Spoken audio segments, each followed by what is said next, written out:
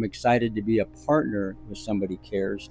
And here at Tru-Lite, we really believe in sowing good seed into good soil. If you could just share maybe one or two testimonies, I think that would be Sure. great for people to understand what people are actually going through in our city here in Absolutely. Houston. So, one touching testimony is a lady who was trying to escape with her children from an abusive relationship. Unfortunately, because of alcohol abuse, her spouse became verbal and physically abusive. Mm, And she had gone to a church for help. And, we're limited, a lot of times on what we can do.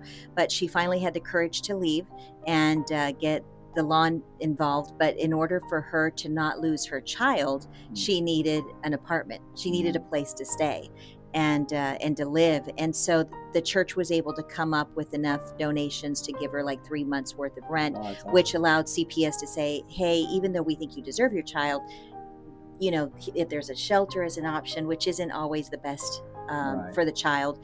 And they were able to get her an apartment, but they said in order to have the apartment, you have to have beds. Mm, And in order to have beds, you have to have money. And so we get the phone call, and would you believe it's amazing how God works? mm. We don't always get beds, Right. but we happened to get beds that day. And Wow. the information got to our ears just before we assigned the beds to somebody. And because of those beds, those children stayed with their mama, Mm, and they're now in protective custody with the whole family is. wow. And they're not just against the spouse. He's a human being too. He Mhm. needs help.